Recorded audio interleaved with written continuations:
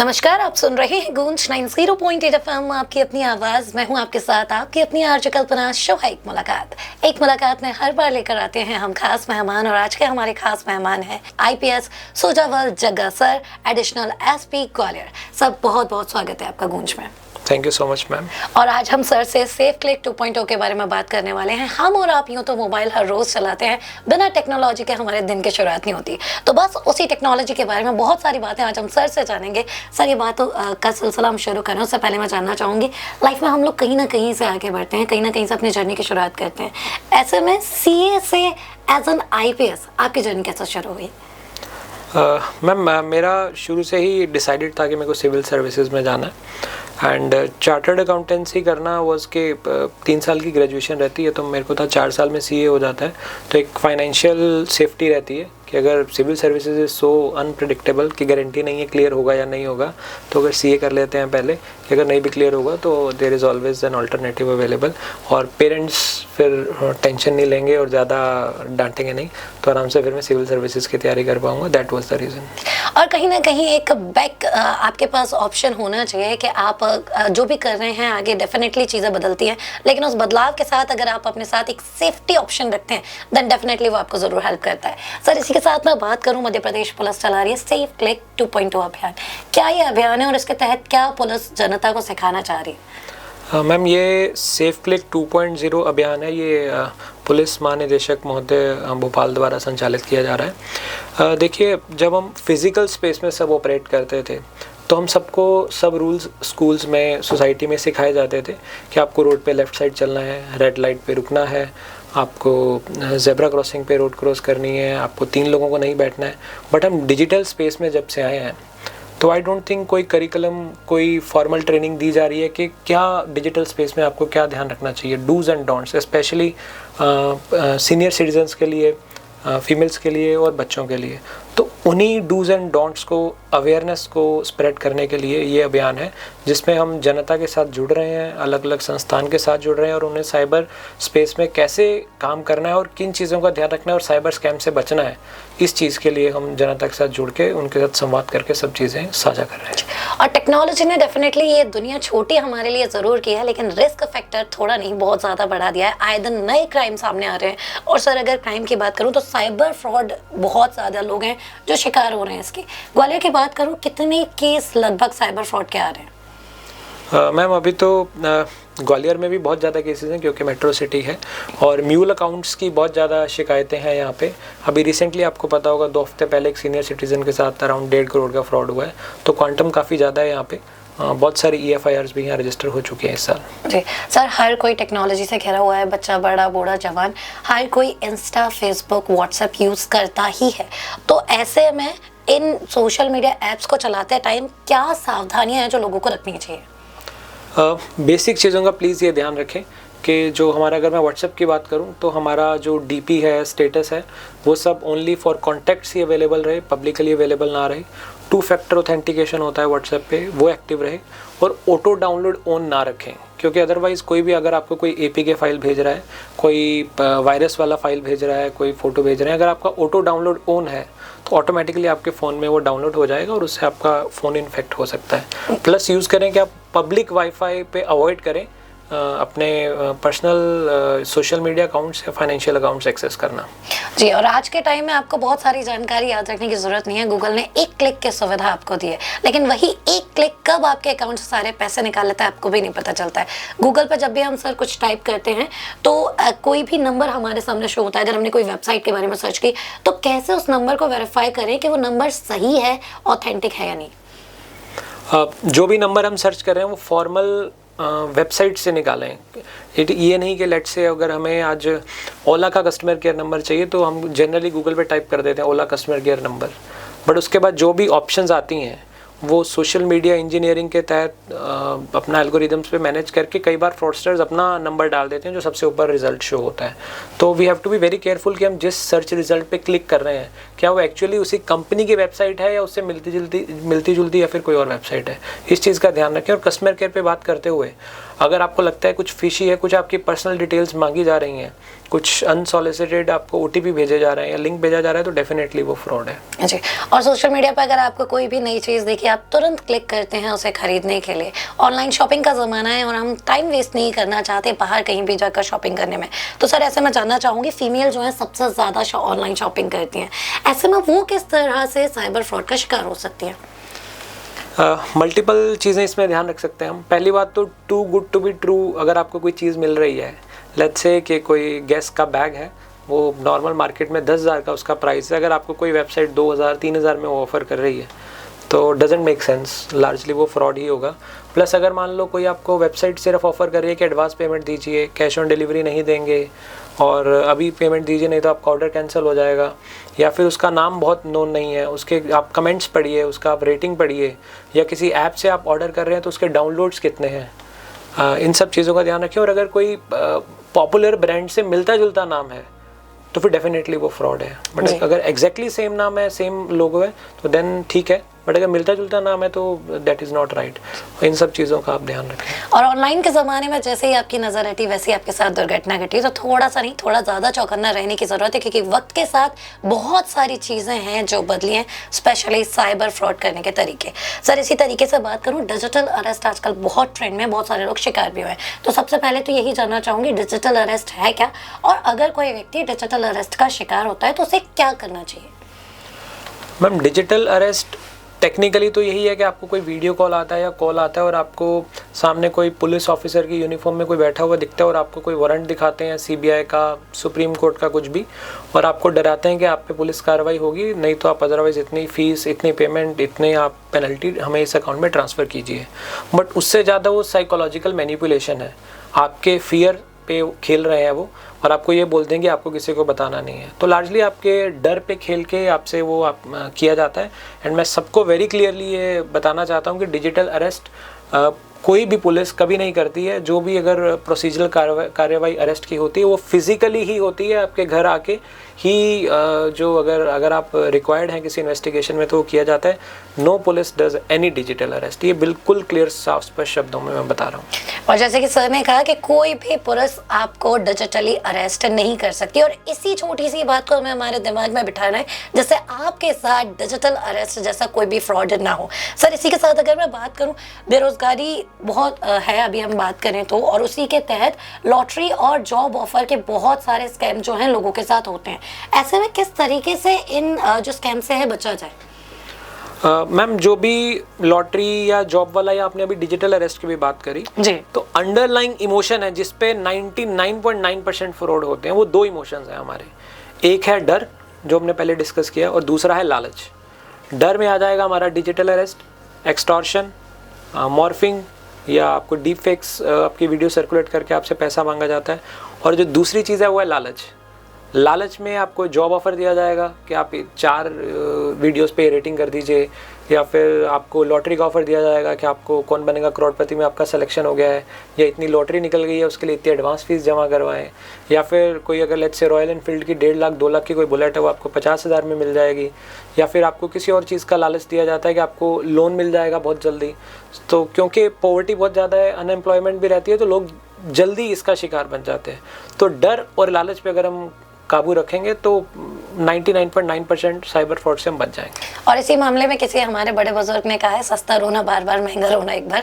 तो सस्ते के लालच में आप जितना नहीं आएंगे उतना आप अपने आप को सेफ पाएंगे। कोई भी चीज़ आप खरीद रहे हैं और उसकी कीमत कंपैरेटिवली कम है तो एक बार सोचिए विचारिए कि आखिर उसकी कीमत आखिर कम क्यों है। सर इसी के साथ अगर मैं बात करूँ, बहुत सारे लोग साइबर फ्रॉड होने के बाद सामने नहीं आना चाहते। लोगों को लगता है कि लोगों को पता चल जाएगा, लोग क्या सोचेंगे। 4 लोगों की बात है जो शायद हर बार सोसाइटी का प्रेशर होता है। तो ऐसे में ऑनलाइन ठगी होने पर सबसे पहले क्या करे व्यक्ति? मैम 1930 नाम की एक नेशनल हेल्पलाइन है, उस पर आप तुरंत इन्फॉर्म करें। वो आपसे कुछ डिटेल्स मांगेंगे, आप डिटेल्स शेयर करिए, एंड वो जिस भी अकाउंट में आपका पैसा गया है वहाँ से वो अकाउंट ब्लॉक हो जाते हैं।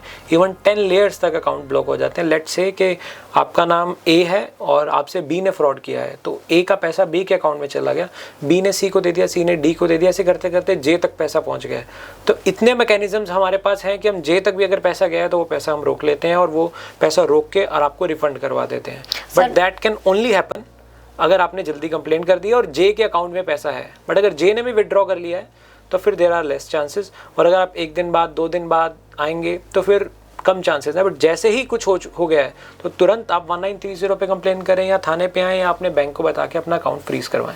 और यकीनन जितनी जल्दी आप शिकायत करेंगे उतनी जल्दी आपका पैसा बचने और मिलने की संभावनाएं बढ़ जाती हैं। तो थोड़ा सा सतर्क रहिए और थोड़ा सा अपने आप को हर चीज़ के लिए तैयार रखिए। सर, इसी के साथ मैं जानना चाहूँगी, साइबर फ्रॉड जैसा कि आजकल बहुत हो रहे हैं, अलग अलग तरीके से अपराधी नए नए तरीके अपना रहे हैं, ऐसे में सबसे आम तरीका साइबर फ्रॉडस्टर जो है वो कौन सा यूज़ करते हैं?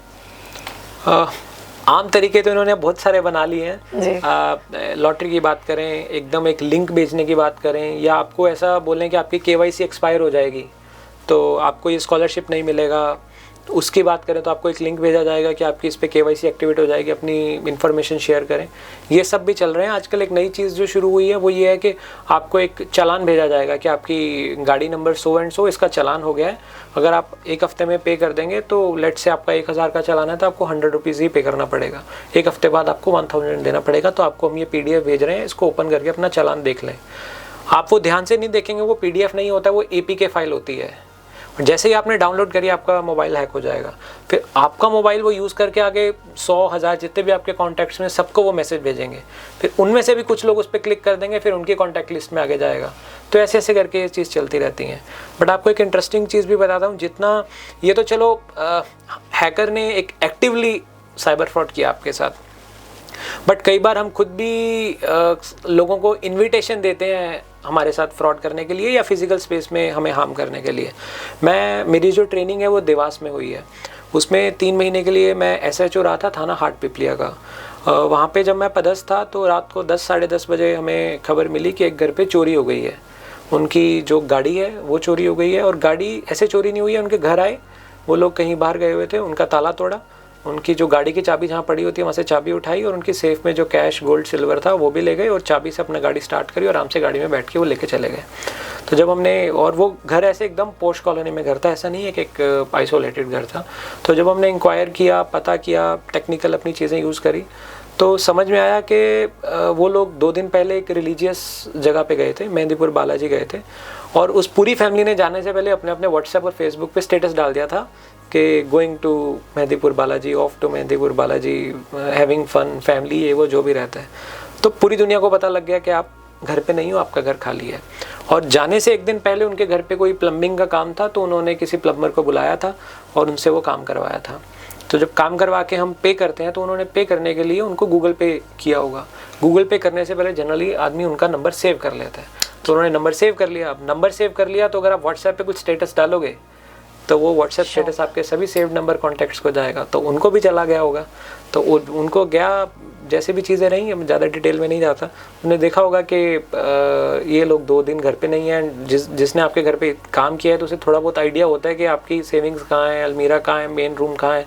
2 दिन कोई घर पे नहीं है, आसपास कौन रहता है, गाड़ी कहाँ है, गाड़ी की चाबी कहाँ है, एंड उन्होंने उसको यूज़ किया और वो सब चीज़ ले गए। तो ये ओवर शेयरिंग नहीं करें, बिल्कुल भी अपनी पर्सनल इन्फॉर्मेशन शेयर ना करें और अपनी प्रोफाइल प्राइवेट रखें। That is what we can do. और ये ग्वालियर वाले इस केस से थोड़ा सा ज़्यादा रिलेट कर पाएंगे, क्योंकि कुछ ही दिनों पहले ग्वालियर के एक इन्फ्लुएंसर के साथ, जो कि इवेंट की एक इन्फ्लुएंसर थी, उनके साथ भी सेम घटना हुई थी, जिसमें पुलिस ने यही समझाइश दी थी कि आप जितना हो सके अपनी चीज़ें प्राइवेट रखें। अगर आप कहीं जा रहे हैं या कहीं पर भी आप गोल्ड वगैरह भी रख रहे हैं तो उसे प्राइवेट रखें। तो सोशल मीडिया पर शो ऑफ करना आपको कई बार भारी पड़ जाता है, और यही पुलिस हमें लगातार समझा रही है।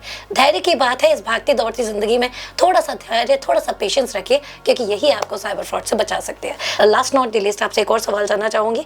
लगातार बढ़ते साइबर फ्रॉड को रोकने के लिए और लोगों में जागरूकता लाने के लिए ग्वालियर पुलिस, मध्य प्रदेश पुलिस क्या प्रयास कर रही है? मैम, सबसे पहली चीज़ तो यही है, सेफ क्लिक 2.0, जैसे अभी मैंने आपसे चर्चा किया। इसके अलावा इसी के बीच में हम हर स्कूल्स में जाके, कॉलेजेस में जाके, ओल्ड एज होम्स में जाके और अलग अलग बैंक्स के साथ सेमिनार करके अपने सोशल मीडिया माध्यम के थ्रू लोगों को इन्फॉर्मेशन दे रहे हैं कि क्या क्या चीज़ों का ध्यान रखना चाहिए। उसके अलावा अगर कुछ ना कुछ फ्रॉड हो ही जाता है तो उसके बाद 1930 साइबर हेल्पलाइन है, उसके बाद आप E0 FIR कर सकते हैं, और FIR के बाद हम बहुत सारे केसेस में वी हैव बीन सक्सेसफुल कि हम उनका अकाउंट होल्ड करवा पाएँ, रिफ़ंड करवा पाएँ और उसके बाद उनको जो एक्यूज़ हैं उन्हें अरेस्ट भी कर पाएँ।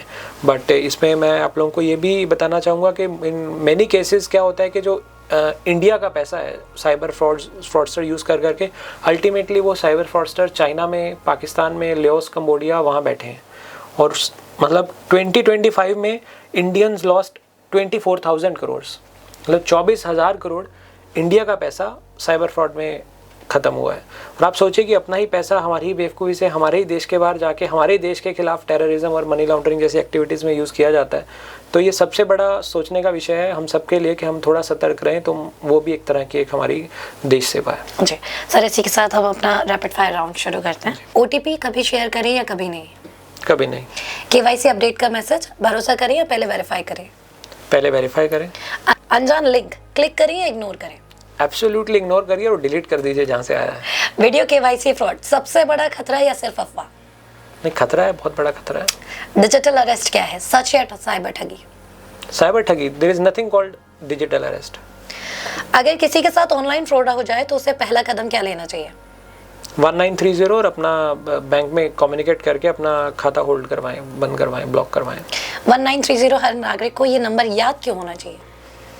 ये आपके जैसे कि 100-112 नंबर से फिजिकली आपको पुलिस चाहिए, वैसे ही डिजिटल अगर आपको पुलिस की हेल्प चाहिए तो 1930 है। सोशल मीडिया पर सबसे बड़ी गलती जो लोग करते हैं? ओवर शेयरिंग ऑफ इंफॉर्मेशन और स्ट्रेंजर से बात करना। UPI इस्तेमाल करते समय एक सबसे ज़रूरी सावधानी? अपना जो भी अगर हमें कोई QR कोड आता है तो उस पर स्कैन करने से पहले सोचें। QR कोड पैसे भेजने के लिए या पैसे पाने के लिए? भेजने के लिए। मजबूत पासवर्ड या आसान पासवर्ड? ऑब्वियसली मैम, मजबूत पासवर्ड। पब्लिक वाईफाई सेफ्टी है या रिस्की? रिस्की। डीप फेक आने वाले समय की सबसे बड़ी चुनौती? बिल्कुल। बच्चों को मोबाइल देने से पहले एक ज़रूरी सलाह क्या देना चाहिए? पेरेंटल कंट्रोल रखें और जो ऐप्स उनके यूज़ करने लायक है जैसे YouTube किड्स वगैरह है वही का एक्सेस दें, बाकी ऐप्स स्पेसिफिक ऐप्स पे लॉक लगा के रखें। और जब बच्चे ने मोबाइल यूज़ कर लिया उसके बाद एक बार आप हिस्ट्री वगैरह देखेंगे वो क्या देख रहा है, ताकि आप उस चीज़ को रेगुलेट कर पाएँ। एक लाइन में साइबर सुरक्षा का सबसे बड़ा मंत्र? कॉमन सेंस का यूज़ करें, डर और लालच से बचें। आपके अकॉर्डिंग एक शब्द में ग्वालियर? Gwalior is great. और एक आपके टीनेजर्स को सलाह? Enjoy life to the most but within the framework of law and expectations of parents. Thank you so much sir. तो ये था हमारा rapid fire round. Thank you so much sir. आज हमने आपसे बहुत सारी बातें जानी, बहुत सारी बातें की। जाते जाते ग्वालियर को क्या कहना चाहेंगे? कुछ नहीं, अभी मैंने पिछले सप्ताह ही ग्वालियर ज्वाइन किया है, तो आई एम लुकिंग फॉरवर्ड कि ग्वालियर के लोगों से और मैं मिलूं, उनकी प्रॉब्लम्स को समझूं और जितना हो सके सबको निराकरण करें। और पुलिस यहाँ पे अच्छे तरीके से अपना जो लॉ एंड ऑर्डर मेंटेन रखे और अगर कोई भी अपराध होता है तो उसका तुरंत निराकरण करके जो न्यूसेंस एलिमेंट्स हैं, बदमाश लोग हैं, उन पर पूरी नकेल कसी जाए जी। और 24 घंटे ग्वालियर पुलिस हमारी सेवा में तत्पर है। अगर आपको कहीं भी कोई परेशानी आती है तो याद रखिए आपको एक कदम आगे आना पड़ेगा, बाकी दूसरा कदम पुलिस अपने आप ले लेगी। Thank you so much sir for your precious time. आपका बहुत बहुत धन्यवाद, बहुत बहुत आभार। Thank you so much ma'am. So Gwaliorites, ये था एक मुलाकात में आज का सफर। अगले हफ्ते फिर होगी आपसे मुलाकात एक नए मेहमान के साथ। तब तक आप कहीं मत जाइए, सुनते रहिए मेरी यानी कल्पना के साथ गूंज 90.8 FM, आपकी अपनी आवाज़।